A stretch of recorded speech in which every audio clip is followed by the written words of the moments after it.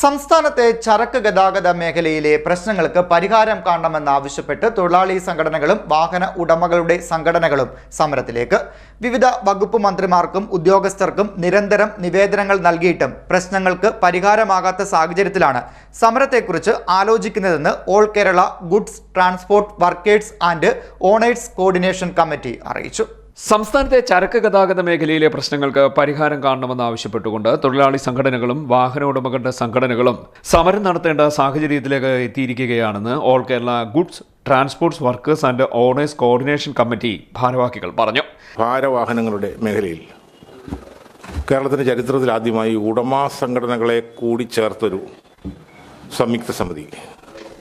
തൊഴിൽ മേഖലയിൽ നമ്മളെല്ലാം പണ്ട് കേട്ടിട്ടുള്ളത് ട്രേഡ് യൂണിയനുകളുടെ കൂട്ടായ്മയാണ്. പക്ഷേ ഇതിനൊരു പ്രത്യേകത, ഇത് ഉടമകളുടെ സംഘങ്ങളൂടെ ചേർന്ന് വിവിധ ആവശ്യങ്ങൾ സർക്കാരിൻ്റെ മുന്നിൽ കൊണ്ടുവരുന്നതിന് ഉള്ള ശ്രമങ്ങൾ ഒരു പണിമുടക്ക് പ്രഖ്യാപിച്ചു. ഓഗസ്റ്റ് 4 ഗവൺമെൻറ് തൊഴിൽ വകുപ്പ് മന്ത്രി, മുഖ്യമന്ത്രി തന്നെ ഇടപെട്ട തൊഴിൽ വകുപ്പ് മന്ത്രിയെക്കുറിച്ച് വിളിച്ചൊരു ചർച്ചയിൽ കുറേ കാര്യങ്ങളിൽ ഗവൺമെൻറ് ചില നിർദ്ദേശങ്ങൾ പറഞ്ഞു. പക്ഷേ അന്ന് ഗതാഗത വകുപ്പ് മന്ത്രി ആ യോഗത്തിൽ പങ്കെടുത്തില്ല.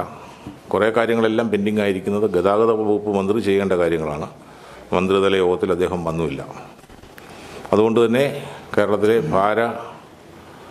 വാഹന മേഖലയിൽ സങ്കീർണമായ പ്രശ്നങ്ങൾ നിൽക്കുന്നതിനാൽ വീണ്ടും ഒരു പണിമുടക്കിലേക്ക് പോകേണ്ടുന്ന, ഒരു പ്രക്ഷോഭത്തിലേക്ക് പോകേണ്ടുന്ന സാഹചര്യം വന്നിരിക്കുന്നു.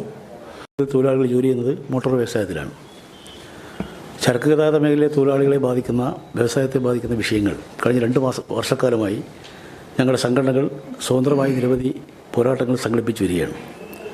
എന്നാൽ വേണ്ടത്ര പരിഗണന ഈ മേഖലയ്ക്ക് ലഭിക്കാത്തതുകൊണ്ടാണ് ചരക്ക് വാഹന ഉടമകളും തൊഴിലാളി സംഘടനകളും സംയുക്തമായി ഒരു കോർഡിനേഷൻ കമ്മിറ്റി രൂപീകരിച്ച് പ്രവർത്തിക്കാൻ തീരുമാനിച്ചത്.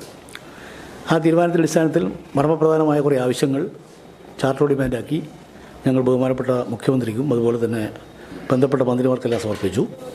വിവിധ വകുപ്പുകളുടെ മന്ത്രിമാർക്കും ഉദ്യോഗസ്ഥർക്കും ഇതുമായി ബന്ധപ്പെട്ട് നിരന്തരം നിവേദനങ്ങൾ നൽകിയിട്ടും പ്രശ്നങ്ങൾക്കൊന്നും പരിഹാരമാകുന്നില്ല. ഈ സാഹചര്യത്തിലാണ് സമരത്തെക്കുറിച്ച് ആലോചിക്കുന്നതെന്നും നേതാക്കൾ പറഞ്ഞു. മന്ത്രിമാരുടെ സാന്നിധ്യത്തിൽ ചേരാമെന്ന് 2023 പറഞ്ഞ യോഗം ഇതുവരെ ചേർന്നിട്ടില്ല.